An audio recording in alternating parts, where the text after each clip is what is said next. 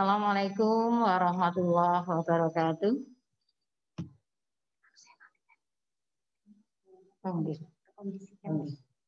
Selamat pagi anak-anak, sehat semua ya, insya Allah ya. Yang kelihatan di sini berarti insya Allah semuanya sehat ya anak-anak ya. Alhamdulillah kita diberi kesehatan oleh Allah Subhanahu wa Ta'ala. Mari kita manfaatkan kesehatan yang sudah diberikan kepada kita ini untuk belajar. Anak-anak untuk belajar secara sungguh-sungguh biar nanti mendapatkan ilmu kemudian bisa diterapkan dalam kehidupan sehari-hari ya. Nikmat sehat yang sudah diberikan oleh Allah ini wajib untuk kita syukuri karena di luar kita ya, tetangga kita, mungkin saudara-saudara kita ternyata banyak yang pada hari ini sedang mengalami sakit atau menderita sakit. Makanya kita yang diberi kesehatan, mari kita manfaatkan dengan sebaik-baiknya. Kalau anak-anak untuk belajar, Bu Irin untuk mengajar kalian ya anak-anak ya. Insya Allah kalau kalian mensyukuri nikmat yang sudah diberikan oleh Allah, maka Allah akan menambah nikmat yang sudah diberikan kepada kita semuanya. Anak-anakku sekalian, kalau minggu kemarin kalian sudah belajar IPA dengan Bapak Anam, maka untuk hari ini kita akan belajar IPA juga dengan Bu Irin ya. Kemarin kalian sudah mempelajari IPA, bukunya sudah disiapkan apa belum anak-anak? Iya, terima kasih itu Mas Noval sudah, Mas Denny, Mas Fatul, Aska ya, Mbak Keza, ya terima kasih yang sudah, Mbak April, Mbak Ivana, Mas Abror, iya, Mas Kahfi, Mbak Andrea, Mbak Yesa, dan semuanya, Zahfa, ada Farel, ada Dinda, ya semuanya sudah siap semuanya. Kalau kalian kemarin sudah belajar mengenai objek IPA dan pengamatannya, betul ya anak-anak ya? Iya, hari ini kita akan belajar mengenai klasifikasi makhluk hidup bab 2 anak-anak ya. Nah, dalam klasifikasi makhluk hidup nanti akan kita pelajari yang pertama adalah ciri-ciri makhluk hidup anak-anak. Kemudian yang kedua, cara mengklasifikasikan makhluk hidup dan yang ketiga adalah pengklasifikasian makhluk hidup ya. Untuk itu silakan anak-anak perhatikan apa yang ada di depan kalian ini di monitor. Klik.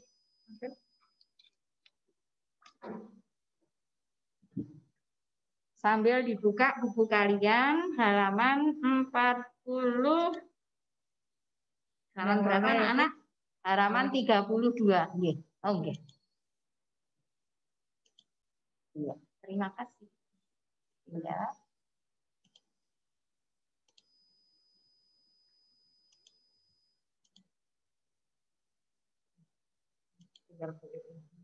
Kalau itu ini kan anaknya, anak ininya, iya, ini satu.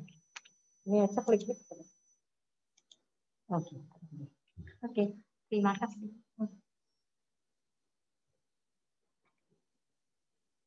Ya, itu klasifikasi makhluk hidup ya anak-anak ya. Nanti kalian perhatikan apa yang ada di depan kalian. Nah, ini ada beberapa gambar anak-anak yang sering kalian lihat dalam kehidupan sehari-hari. Dari gambar yang ada di monitor kalian. Ada yang bingung anak-anak? Tahu semua ya? Ada yang bingung enggak itu gambarnya? Ada 1, 2, 3, 4, 5, 6, 7, 8, 9, 10. Ya, ada 10 gambar. Nah, dari 10 gambar yang sudah kalian kenal, kalau Bu Irin menyuruh kalian untuk mengelompokkan, terserah kalian mau membuat kelompoknya seperti apa.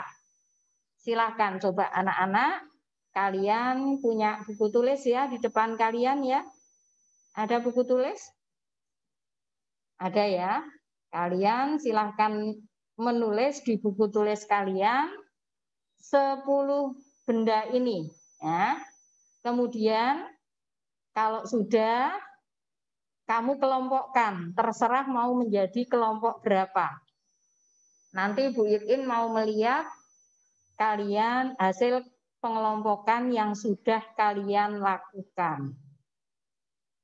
Ya, Bu Irin beri waktu sebentar. Oh, ganti anaknya.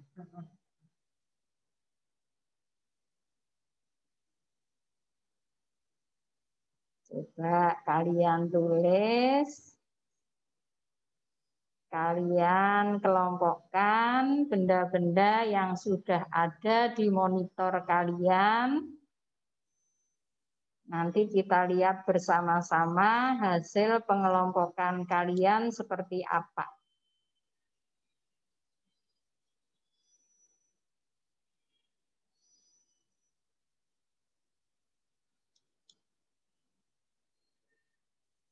Ada yang sudah selesai?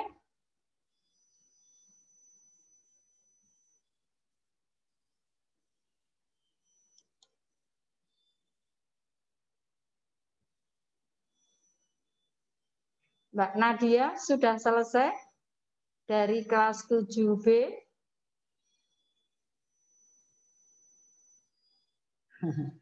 Menghilang. Mas Rahardian, halo? Mas Rahardian Gibran dari 7G? Ketawa. Sudah selesai belum, Cah Bagus? Kenal enggak dengan benda-benda ini? Mas Rahardian, tahu? Ada yang kamu enggak tahu, Cah Bagus? Ini tahu? Enggak tahu? Ini apa? Oh, ini? Ini? Ini? Ini tahu enggak? Yang gambar kayak gini, tahu enggak?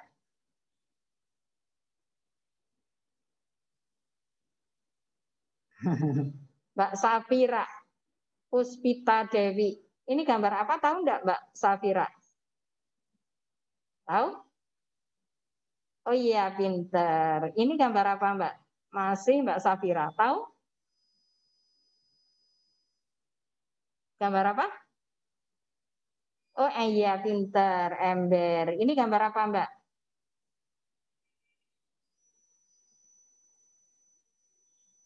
Buah stroberi. Ini gambar apa, Mbak? Oh iya, celana. Pinter. Ini gambar apa, Mbak? Iya, gambar helm. Ini tahu enggak gambar apa ini? Ternyata pinter ya. Ya, sekarang kita lihat, nanti kalian cocokkan hasil dari kalian mengelompokkan benda-benda yang ada di monitor kalian ya. Kita lihat. Nah, sekarang perhatikan. Betul enggak pengelompokan yang sudah kalian lakukan untuk ikan, ayam, ubur-ubur, pohon, stroberi itu termasuk benda hidup ya.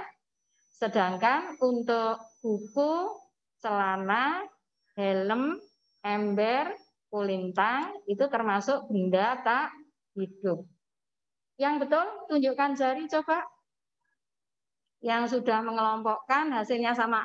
Terima kasih Mas Abror, ini sudah sama. Iya Mbak Ivana ya. Sudah betul. Pinter kalian, ya. Siapa lagi? Mbak Aisyah. Benar ya. Betul. Mbak Kalista bagaimana hasilnya? Betul? Iya, alhamdulillah. Nah, banyak yang di antara kalian yang sudah benar dalam mengelompokkan benda-benda yang ada di sekitar kalian, ya. Nah, kita perhatikan, kalian perhatikan untuk benda-benda ini ya. Iya, iya, iya. Oh. Coba kalau kalian perhatikan lagi tadi ya, kalian mengelompokkan ada yang menjadi benda hidup, ada yang menjadi benda tak hidup. Tentunya kalian punya dasar dalam mengelompokkan menjadi dua kelompok itu ya. Punya dasar enggak? Kenapa kok ikan, ayam, ubur-ubur ini dikelompokkan ke dalam benda hidup ya. Sedangkan buku, celana, ember, kemudian kulintang, helm ini dikelompokkan menjadi benda tak hidup. Ada ya dasarnya ya? Iya. Nah, kalian perhatikan ternyata yang termasuk ke dalam benda hidup ini memiliki ciri-ciri yang tidak dimiliki oleh benda yang tidak hidup ya.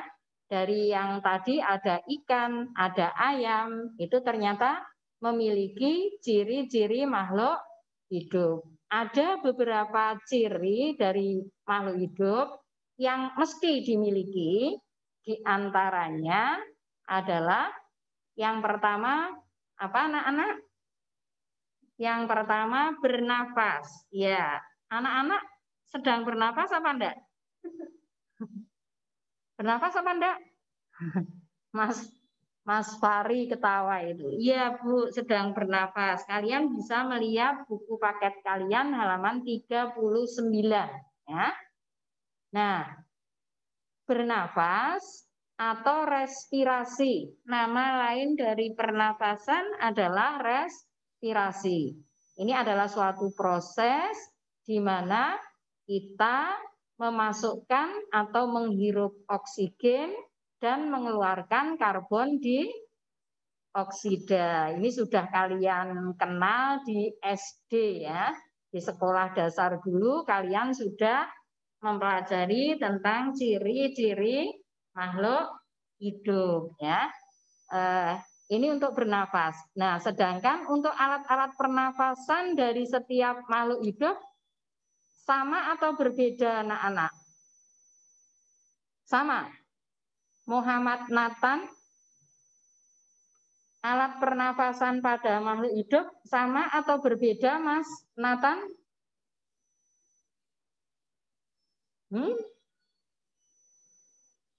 Manusia bernafas pakai apa Cah Bagus? Manusia alat pernafasannya sudah ditunjukkan ternyata hidung ya. Hidung benar. Kemudian dari hidung nanti udara pernafasan akan masuk kemana Mas Nathan? Masuk ke dari hidung berhenti di situ ya. Ngumpul di hidung ya. Mas Nathan malah hilang ya. Menghilangkan diri ini. Mbak Azela Anandita dari kelas 7C. Ya, alat pernafasan manusia apa namanya Mbak Anandita tadi?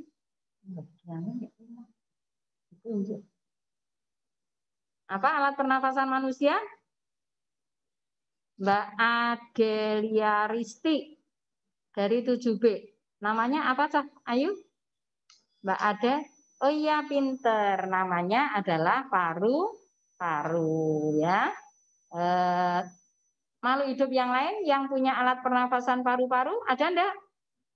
Ada ya. Yang alat pernafasannya berbeda juga banyak. Kalau ikan alat pernafasannya apa? Mbak Karisma? Pinter, insang. Ya, jadi itu alat pernafasannya berbeda-beda ya. Untuk ciri yang kedua, ini membutuhkan nutrisi atau membutuhkan makanan, memerlukan makanan. Makan dan minum. Ya, kalian membutuhkan makan dan minum apa enggak? Iya, kalau tidak makan dan minum gimana? mati ya katanya, lemes ya, lemes terus kalau kehabisan energi nanti akan mati ya. Intinya makanan ini kita butuhkan untuk kita ambil energinya ya. Nah, energi itu yang kita manfaatkan untuk semua aktivitas kehidupan atau aktivitas yang kita lakukan sehari-hari. Kalian berpikir ya belajar seperti ini membutuhkan energi enggak? Iya, butuh energi ya. Biasanya malah kalau kita belajar energi yang kita butuhkan ini semakin banyak. Makanya kalau kalian habis belajar biasanya terus merasakan lapar. Kan gitu ya anak-anak ya? Iya, itu untuk makanan ya. Kalau manusia, makanannya diambil dari mana? Kamu biasanya kalau makan apa? Makan apa?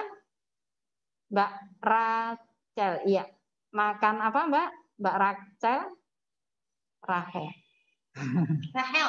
Oh Rahel, Mbak Rahel. Makan nasi ya, nasi tok ya Mbak Rahel ya.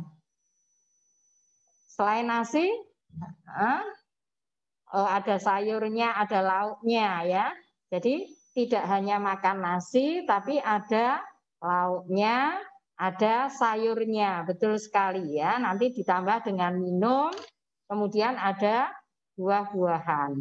Kalau makanan panda, itu ada gambar panda itu. Makanan panda apa Mas Zaidan Nafis dari 7G? Makanan panda apa? Makanan panda. Apa ya? Lah itu gambarnya ada di situ, ya. Apa Mas? Mas Jonathan Putra. Makanan panda apa Mas Jonathan?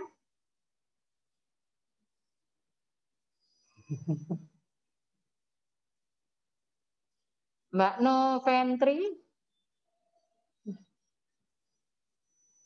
Ya, Mas Riko. Apa makanannya Mas Riko? Halo, makanan panda? Iya, bambu, pintar sekali ya. Makanan panda, bambu, ya. Nah, itu makanannya seperti itu ya. Jadi berbeda-beda. Makanan antara makhluk hidup yang satu dan yang lain pun berbeda-beda. Tapi intinya sama, yaitu untuk diambil energinya. Yang nanti energi itu akan digunakan untuk aktivitas kehidupannya. Ya. Ini yang kedua, ciri yang kedua. Semua makhluk hidup mesti membutuhkan makanan. Ya. Kamu perhatikan, ciri yang ketiga adalah bergerak. Ya. Bergerak itu biasanya dikatakan berpindah dari satu tempat ke tempat yang lainnya. Ya. Kalau manusia bergerak pakai apa? Kalian bergerak pakai apa, Mbak Zalfa? Kita bergerak pakai apa, Mbak Zalfa? Halo, Mbak Zalfa. Bergeraknya pakai sayap ya. Kita bergerak pakai sayap ya. Mas Kafi bergeraknya pakai apa, Mas Kafi? Halo, Mas Kafi. Hai, Mas Kafi bergeraknya pakai apa, Mas?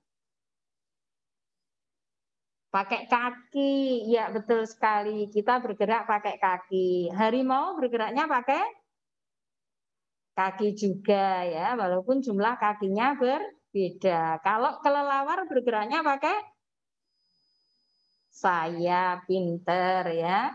Kalau kupu-kupu bergeraknya pakai kupu-kupu bergerak enggak? Iya, bergerak juga pakainya. Mas Afek 7G, kupu-kupu bergerak pakai apa Mas Afek? Kupu-kupu. Pakai sayap juga ya. Nah, itu ciri yang ketiga. Ya. Kita sudah mendapatkan ada 3 ciri yang dimiliki oleh setiap makhluk hidup. Tadi yang pertama bernafas, ya. Yang kedua membutuhkan nutrisi atau makanan. Yang ketiga, bergerak ya. Terus kita lihat untuk yang berikutnya. Ciri yang keempat, apa itu anak-anak? Apa ya? Mbak Mas ya, ini Mas ya. Tria. Oh Mbak berarti. Mas Razadia. 7A.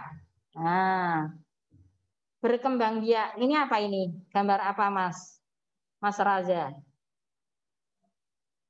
Gambar ayam ya. Gambar ayam sedang mengerami telurnya. Nanti telurnya akan berubah jadi apa Mas? Berubah jadi anak ayam ya, netes, kemudian jadilah anak-anak ayam yang tadinya induk hanya satu, terus ditambah dengan ada induk jantannya berarti 2. Setelah bertelur, telurnya diterami, kemudian menetas, ternyata anaknya menjadi banyak, kan begitu ya. Dari 2 mungkin kalau menetaskan 9 butir, maka akan menjadi 9 anak ayam. Ya, kalau manusia juga bertelur, manusia berkembang biaknya bertelur kok ketawa? Enggak lah. Terus kenapa? Manusia gimana cara berkembang biaknya? Hah? Dengan bagaimana? Mas bisa pikir? Oh Mbak ya, Mbak Damar Irmawati. Manusia berkembang biaknya dengan bagaimana? Prakrungu ya, mau dinyalakan. Ini ya, bukan. Semuanya. Apa sing ditunjuk wae Mbak?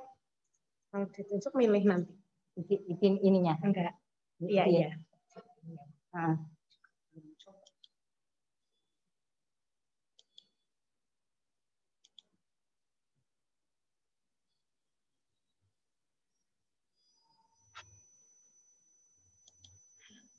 Nggak tahu.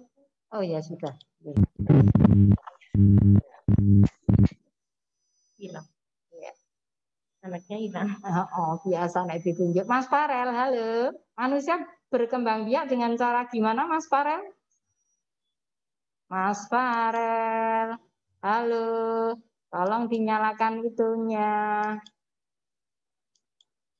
Semuanya aja lah ya Bu. Enggak usah. Halo Mas Farel.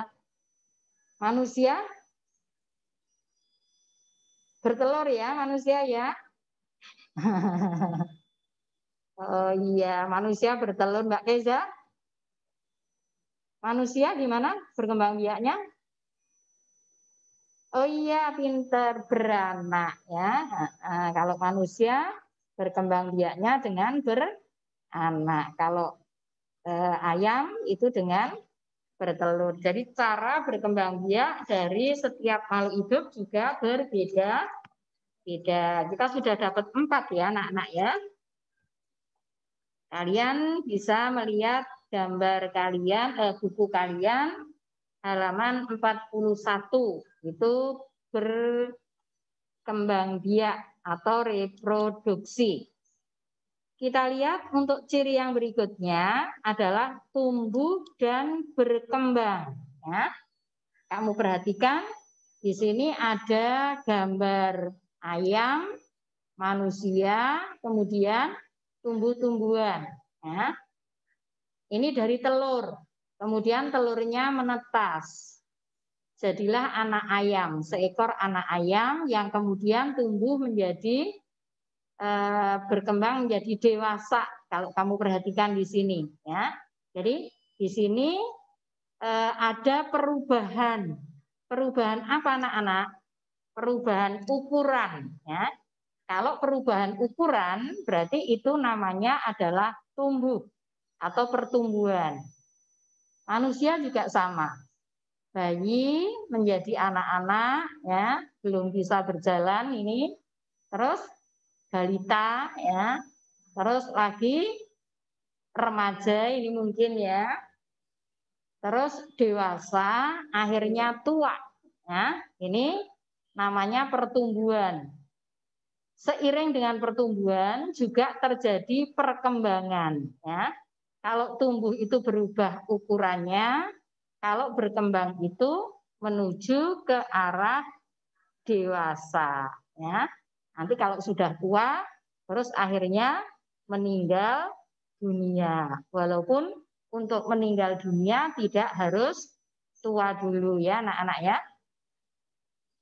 Tumbuh-tumbuhan juga sama anak-anak. Ini dari biji, ya, kemudian berkecambah ini, ya, tumbuh tunas, yang tadinya belum ada daunnya, sekarang ada daunnya, akarnya semakin bertambah panjang, yang tadinya daunnya cuma 2 menjadi 4, semakin banyak, kemudian setelah dewasa nanti akan muncul bunga, ya.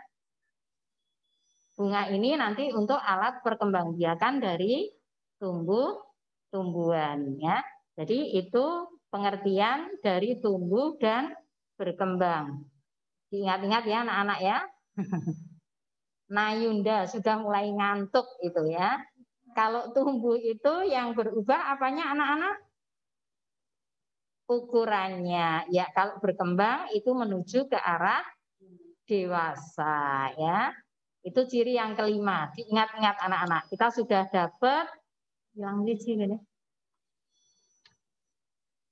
5 itu. Yang 1 bilang.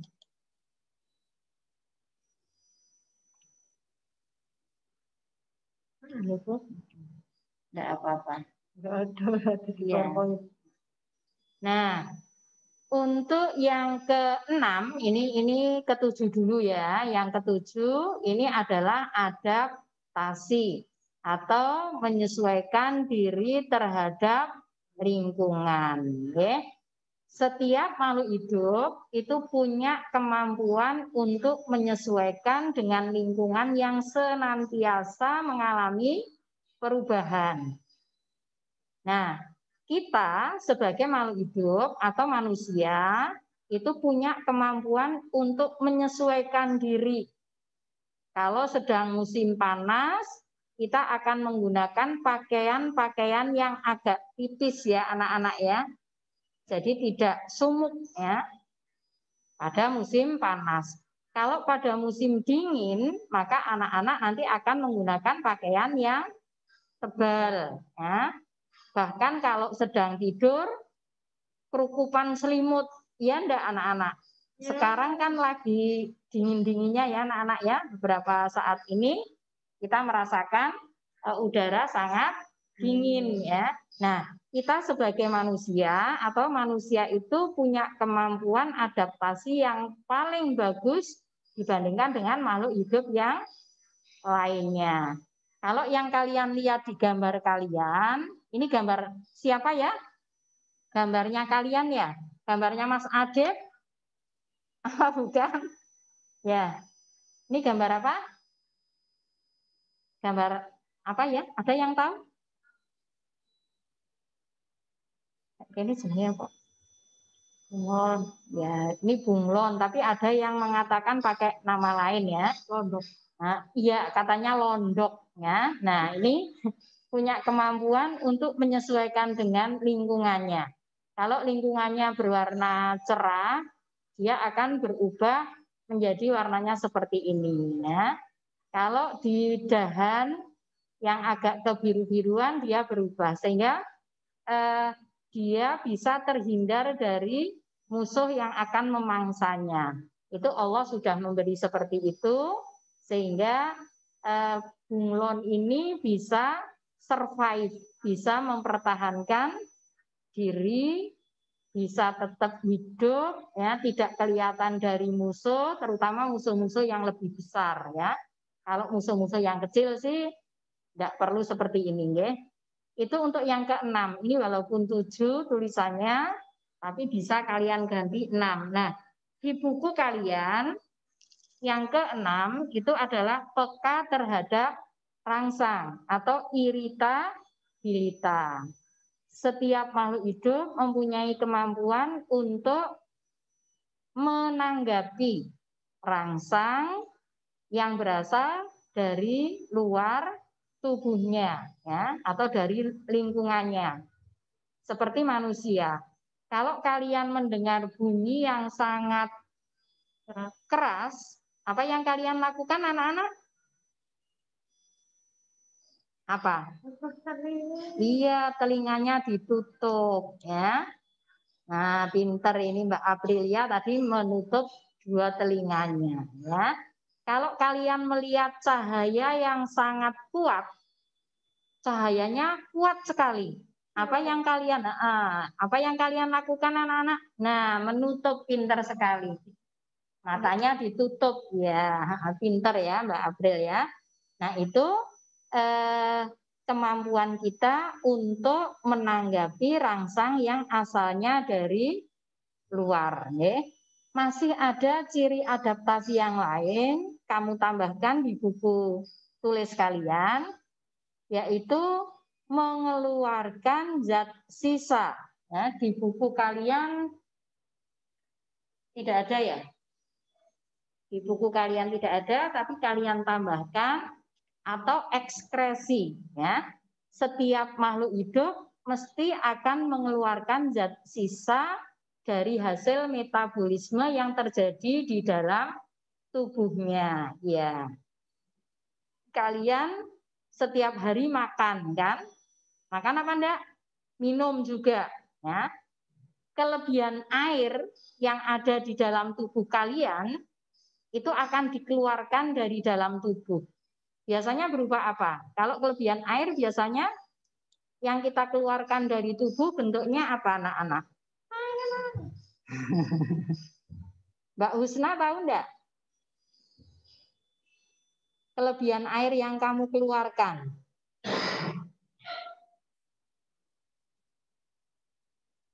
Ada yang tahu? Kalau kalian habis berlari-lari, kalian biasanya mengeluarkan apa? Mengeluarkan air mata ya? Mas Brian, mengeluarkan apa? Kalau kita habis lari-lari atau habis beraktivitas, apa yang terjadi pada tubuh kita akan mengeluarkan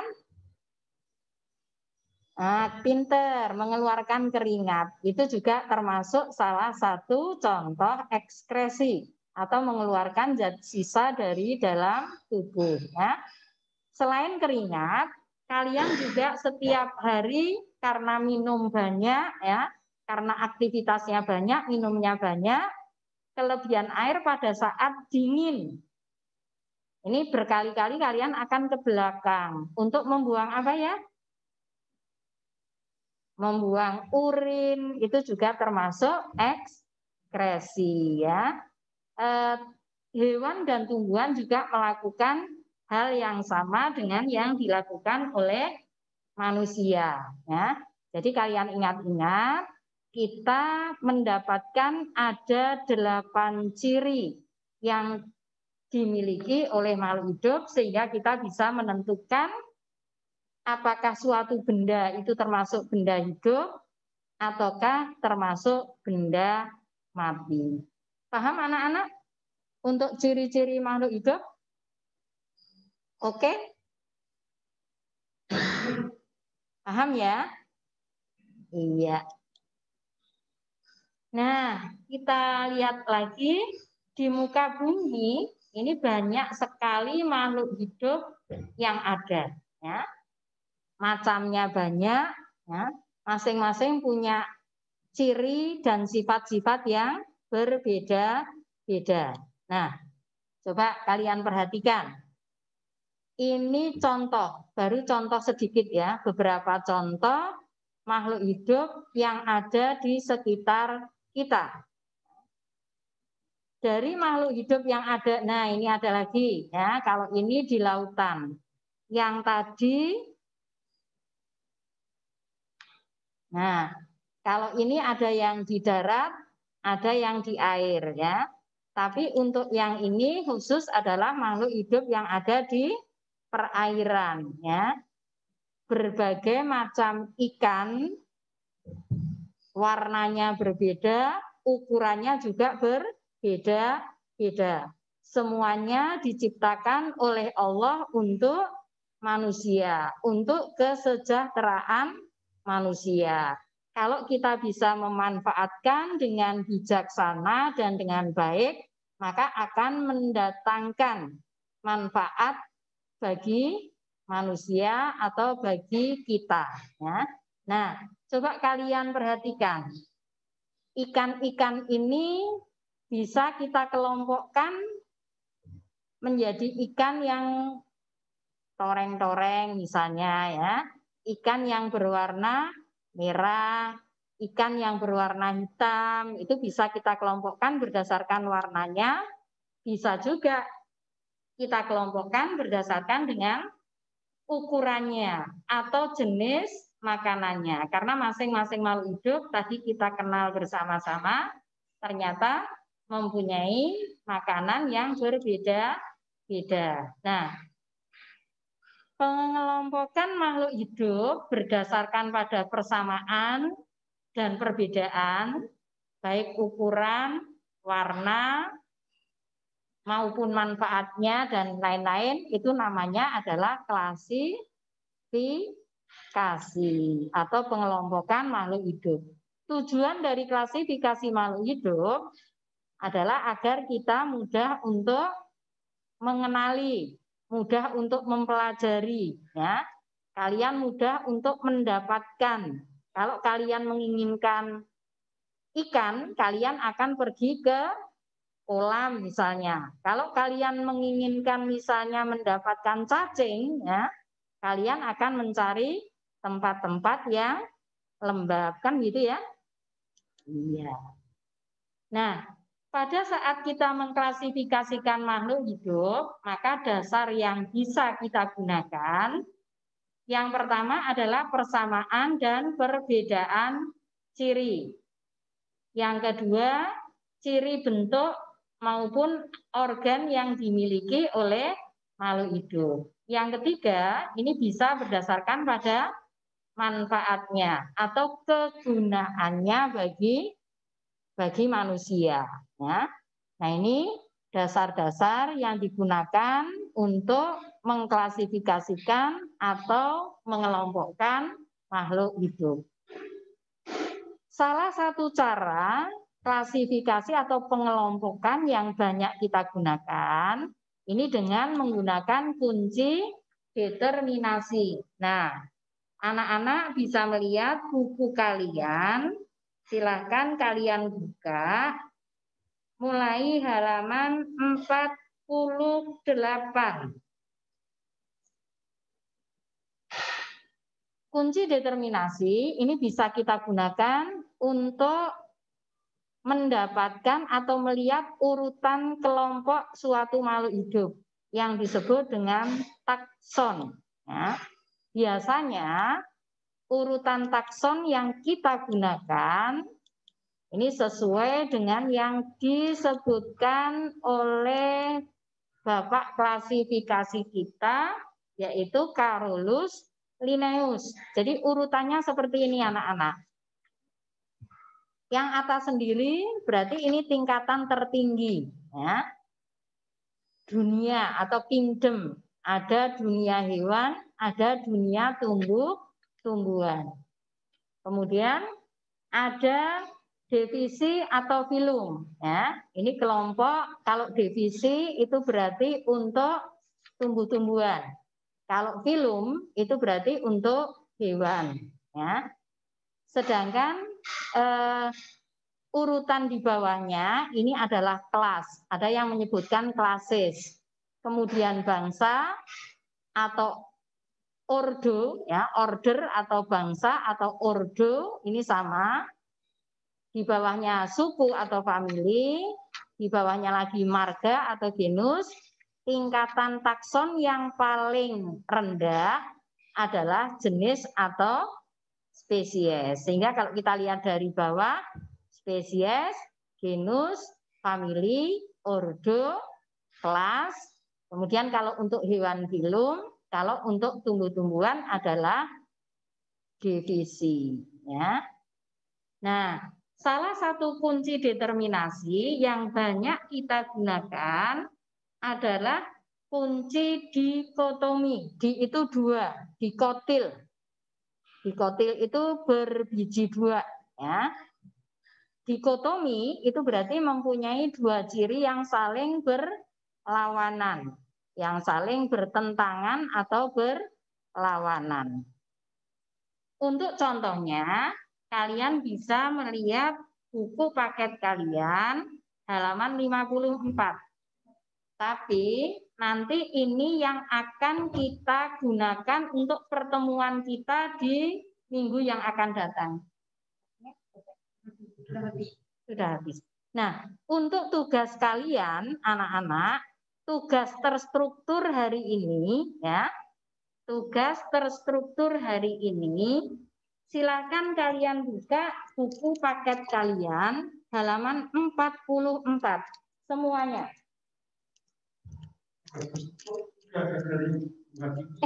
Sudah ada? Tugas mandiri, Pak. Ini tugas. Oh, berarti sudah ada? Yang tersebut sudah ada. Berarti nanti saya nanti akan gitu. Oh, okay. Mohon maaf anak-anak, ini tugas mandiri ya. Tugas mandiri berarti kamu kumpulkan minggu depan ya. Tugas terstrukturnya nanti Bu Irin kirim lewat WA. Ya, lewat WA silakan nanti dikerjakan. Nah, untuk tugas mandirinya kamu buka tadi halaman 44. Ada yang harus kalian kerjakan itu nomor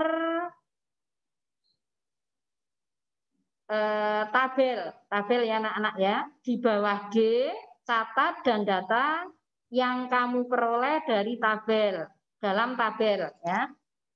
Yang ditulis mana? Tumbuhan yang ada di halaman 44. Mulai dari tumbuhan bayam sampai dengan tumbuhan kol. Tahu ya anak-anak ya? Dicatat di tabel yang ada di halaman 45. Contohnya itu.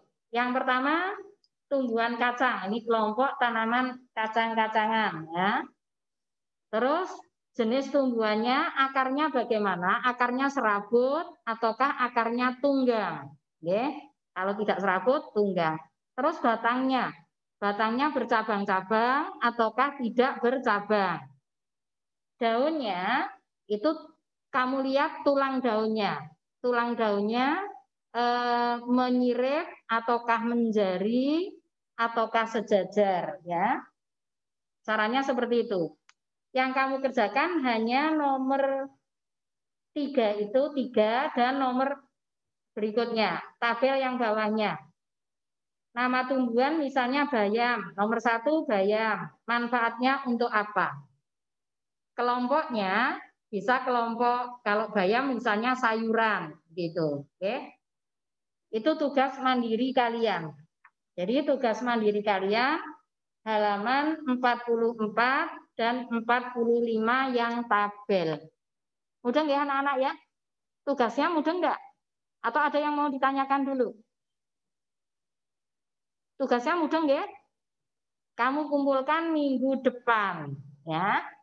Terus untuk yang tugas terstrukturnya paling lambat nanti jam 4. Untuk yang kelas A dan B, 7A dan 7B nanti dikirim, tolong buatkan grup ke Bu Irin. Sedangkan kelas C, D, E, F, G nanti mengirimnya ke Pak Anam. Kelas H nanti mengirimnya ke Bu Hartini. Gitu ya anak-anak ya. Pakai Google Form ya. Oh iya. Nanti dikirim, kamu langsung mengerjakan. Langsung kamu kerjakan, tapi nanti berarti hasilnya Bu Irin yang melihat sendiri. Ya. Lewatnya Google Form ya, nanti dikirim ya. Linknya dikirim nanti ya. Yang AB nanti yang ngirim Bu Irin. C, D, E, F, G, Pak Anam. hanya nanti Bu Hartini. Oke anak-anak? Ya, Bu Irin akhiri, selamat bertemu kembali di waktu yang akan datang.